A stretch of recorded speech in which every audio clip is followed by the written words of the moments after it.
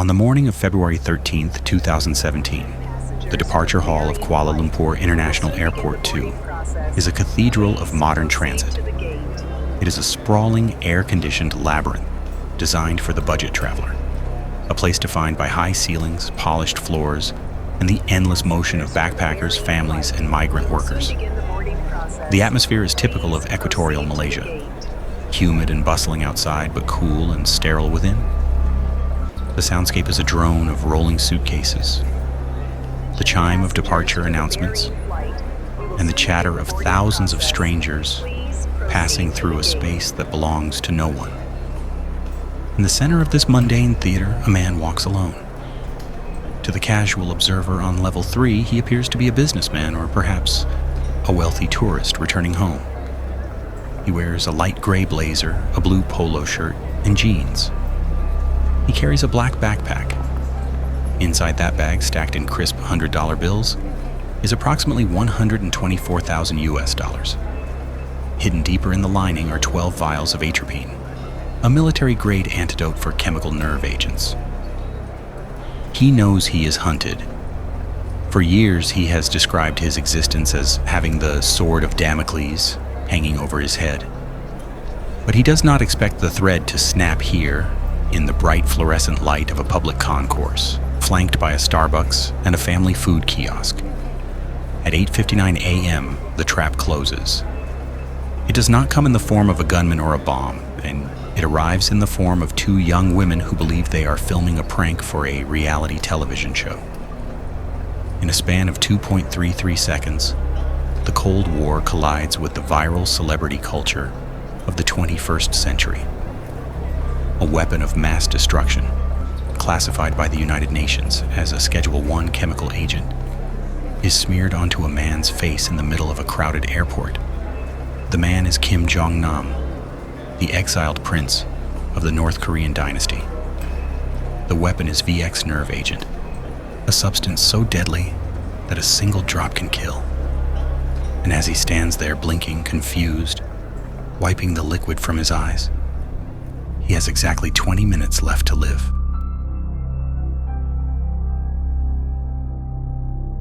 Kim Jong-nam was born in secrecy on May 10, 1971, the result of an illicit relationship between the future dictator Kim Jong-il and a famous North Korean actress named Song Hye-rim. From his first breath, his existence was a state secret, hidden even from his grandfather, the founding father Kim Il-sung. He was raised in gilded isolation, tutored privately in Pyongyang, before being sent to study in Moscow and Geneva.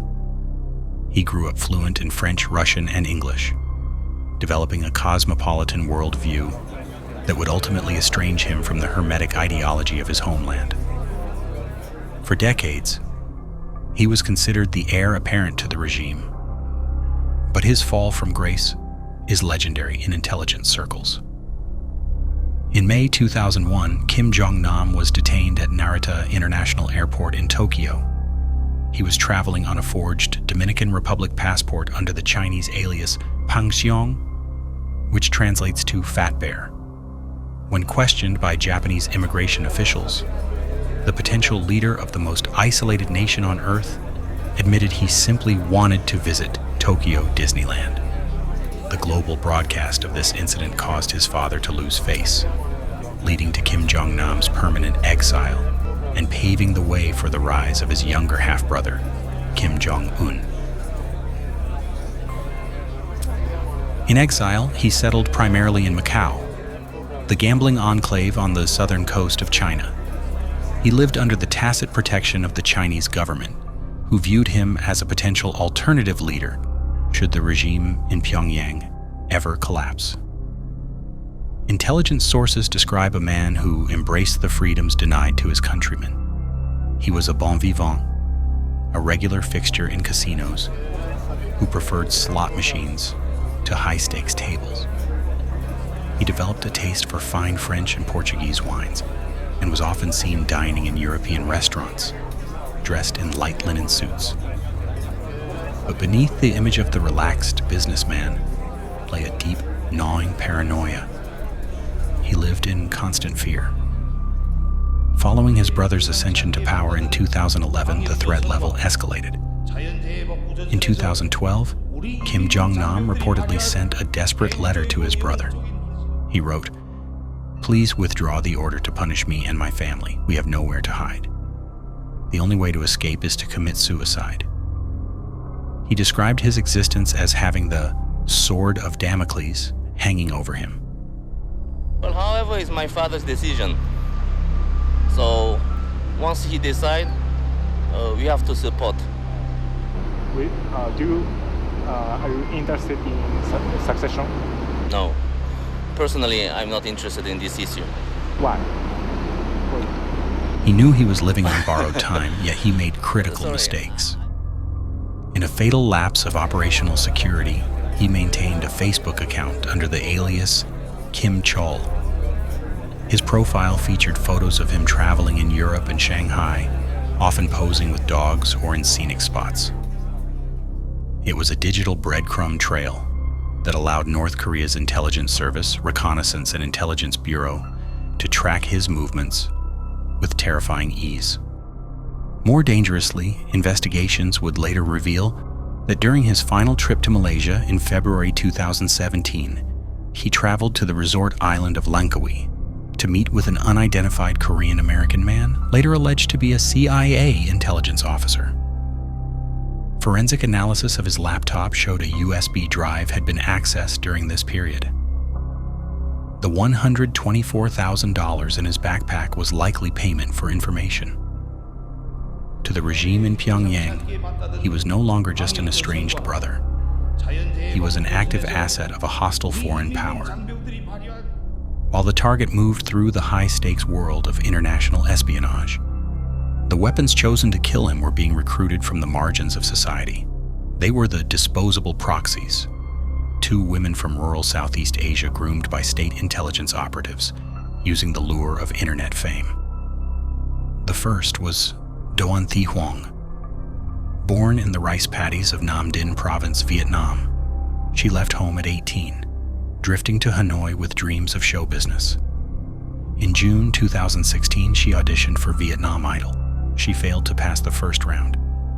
Dejected and vulnerable, she curated a glamorous online life under the name Ruby Ruby, posting photos that revealed a woman desperate for validation.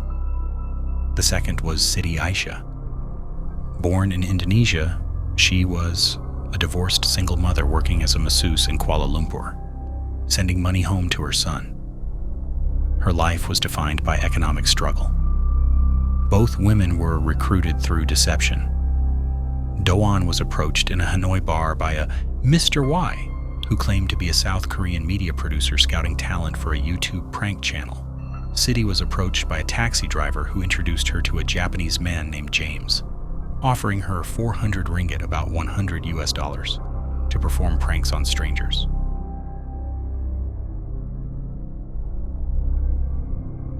The operation on the morning of February 13th was disciplined, precise, and conducted in plain sight.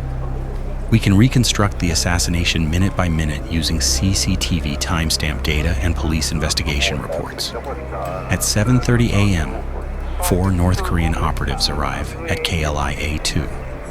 These are the handlers, the on-ground commanders. They do not stand together. They disperse to observation points. Ri Jae-nam, the field commander, takes a seat at the Bibic Heritage Restaurant. From his table, he has a clear line of sight to the self-check-in kiosks in the center of the concourse. He is the eyes of the operation. At 8 a.m., the assassins arrive separately. Siti Aisyah and Doan Thi Huong meet their respective handlers, known to them only as Mr. Y and Mr. Chang. They receive their final briefing.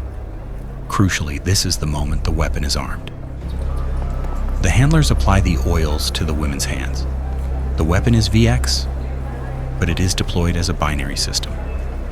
Assassin A has one precursor on her hands. Assassin B has the second.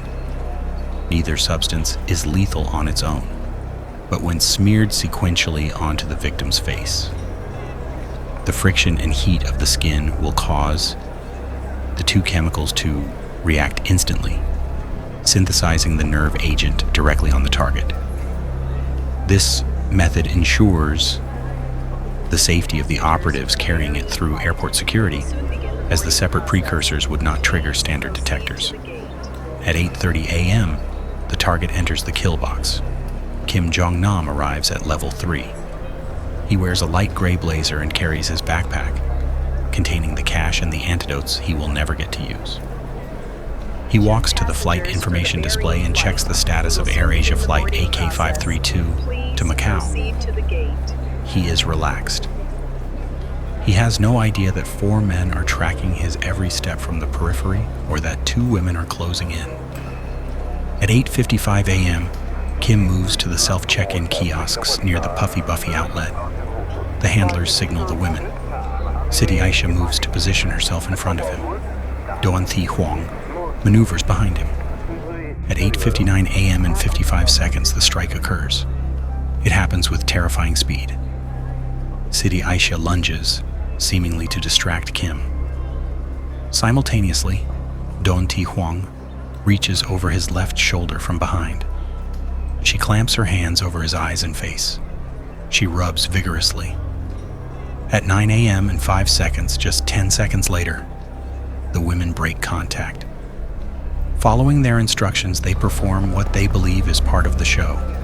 They hold their hands away from their bodies in a zombie walk and head directly to separate washrooms on level 3 to wash off the chemicals. They have been told the oil is sticky or that they need to avoid spoiling their makeup, but in reality they are washing their hands to save their own lives. Kim Jong-nam is left standing alone. He is visibly confused but not yet incapacitated. The binary reaction on his skin has begun, but the physiological cascade has not yet hit. He walks slowly to the airport information counter. He gestures to his eyes and face. He tells the staff, "Someone grabbed me from behind and splashed liquid." At 9:03 a.m., auxiliary police officers escort Kim to the Manara Medical Clinic on level 2. CCTV footage shows him walking steadily at first, but soon he begins to sweat profusely, a symptom known as diaphoresis. His gait becomes unsteady. The VX is inhibiting the enzyme acetylcholinesterase, causing his muscles to contract uncontrollably. At 9:10 a.m., he enters the clinic and collapses into a chair. He tells the doctor, very painful, I was sprayed with liquid." These are his last known words. Almost immediately, he begins to seize. His blood pressure spikes to dangerous levels and then crashes. While the doctors struggle to save him, the 4 North Korean handlers are observed on CCTV at 9:20 a.m. They calmly enter the immigration checkpoint. They proceed to the departure gates, discarding their outer clothes and changing their appearance in the toilets before boarding their flights. They have verified the hit. Their job is done.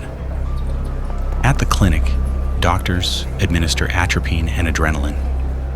They perform tracheal intubation to assist his breathing. But the VX is already bound to his nervous system. His pupils are constricted to pinpoints. The decision was made to transfer him to Putrajaya Hospital for advanced care. At 10:20 a.m., inside the ambulance, Kim Jong-nam suffers cardiac arrest and respiratory failure. He is pronounced dead en route. The exiled prince has been eliminated.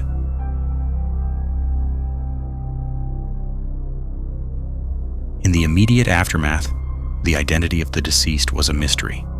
His passport identified him only as Kim Chol, born in 1970. Almost immediately, however, the North Korean embassy intervened, demanding the body be released without an autopsy and claiming the cause of death was a simple heart attack. They fiercely opposed any forensic examination. Malaysian police refused to yield. They needed positive identification. This was eventually secured through a covert operation to obtain a DNA sample from Kim Han-sol, Kim Jong-nam's son, who was living in hiding under the protection of a group known as Cheolima Civil Defense. Hi, my name's Kim Han-sol. from North Korea, part of the Kim family. Here's my passport.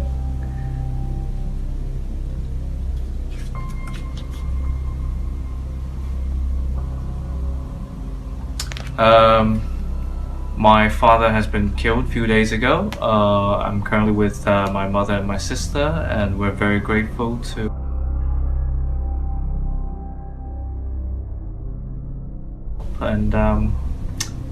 we hope this gets better soon. Yeah. The DNA match confirmed the victim was indeed the brother of the North Korean dictator. But the true shock came from the chemistry lab. On February 24th, the toxicology report changed the trajectory of the investigation from a murder case to an international security incident. Malaysian chemists found VX degradation products on Kim Jong-nam's face, in his eyes, and in his blood plasma. This was a definitive signature of a state-level assassination capability. The police moved quickly to arrest the two women seen on CCTV. Dawn Thi Huang was arrested on February 15th at the airport. Incredibly, she had returned to KLIA-2 to perform another prank, highlighting her complete lack of awareness regarding the gravity of the prior day's events. Siti Aisha was arrested on February 16th at a hotel. The trial began in October 2017. Both women were charged with murder, facing the mandatory death penalty. Their defense lawyers built their case on the prank narrative. They argued the women lacked mens rea, the intent to kill. They presented the recruitment videos, the texts to friends about their acting jobs, and the I Love You audition tapes. Most surreal of all was the attire Dawn Thi Huang wore during the assassination. On the morning of the murder, she wore a cropped white sweatshirt with the letters LOL, laugh out loud. It was a choice likely coincidental but deeply symbolic, underscoring the absurdity of the crime. The defense argued that no trained assassin would wear such conspicuous clothing, nor would they return to the scene of the crime 2 days later. They painted the women as disposable proxies, victims of a sophisticated state intelligence operation. However, in August 2018, the judge ruled there was a prima facie case against them. He called it a well-planned conspiracy and noted that the women rushed to wash their hands, implying they knew the substance was dangerous. They were brought terrifyingly close to the gallows.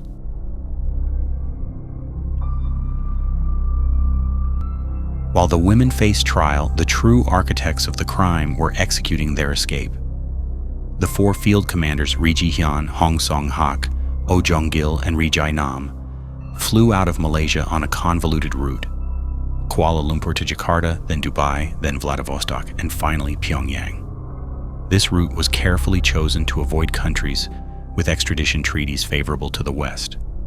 But not everyone escaped immediately. Two suspects, Hyeon Kwang-song, a second secretary at the embassy, and Kim Uk-il, an air choreo staffer, went to ground inside the North Korean embassy in Kuala Lumpur. This turned the investigation into a diplomatic siege. Relations between Malaysia and North Korea, previously friendly, collapsed. On March 4th, Malaysia expelled the North Korean ambassador. Pyongyang retaliated by expelling the Malaysian ambassador. Then on March 7th, the North Korean regime escalated the situation dramatically. They announced a ban on all Malaysian citizens leaving North Korea. Effectively, 9 Malaysians, embassy staff and their families, became state hostages. Malaysia responded by cordoning off the North Korean embassy in Kuala Lumpur, trapping the suspects inside. It was a standoff defined by hostage diplomacy. After weeks of tense negotiation, a deal was struck on March 30th, 2017. Malaysia agreed to release the body of Kim Jong-nam and allowed the North Korean suspects inside the embassy to leave the country. In exchange, the 9 Malaysian hostages were allowed to fly home. The deal prioritized the safety of citizens over criminal justice. It effectively allowed the masterminds of a WMD attack to walk free. leaving only the two disposable women to face the consequences.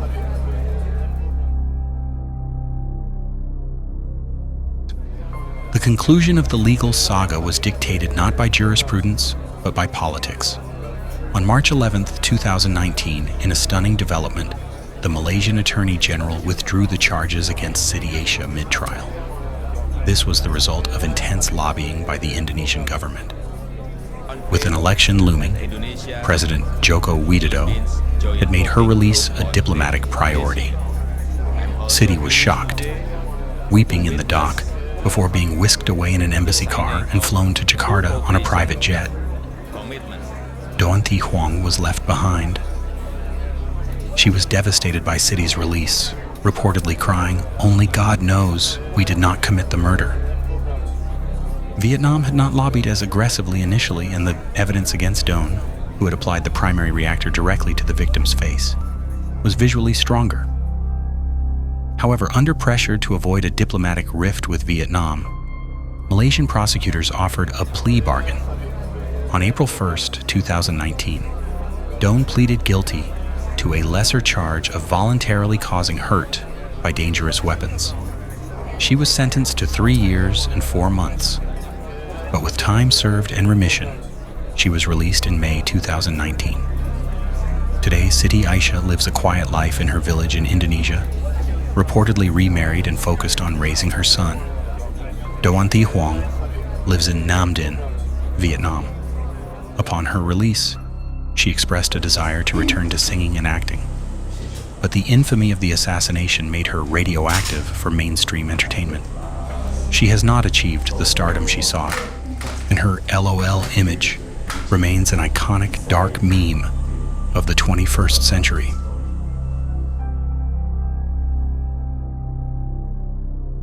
The assassination of Kim Jong-nam stands as a masterclass in modern asymmetric warfare. It combined high-tech weaponry with low-tech delivery.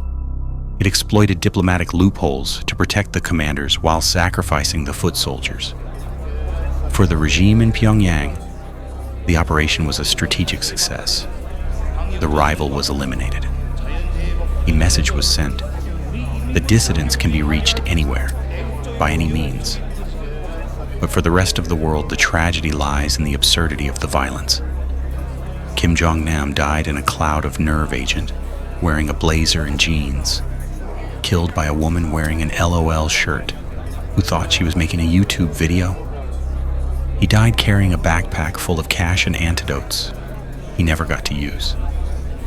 It is a story where the boundaries between reality TV, spycraft, and dynastic tragedy dissolved completely in the departure hall of Kuala Lumpur International Airport 2. In the cold calculus of nations, justice is often the first casualty. And in the end, the prince, the pranksters, and the public were all just pawns in a game where the only rule is survival.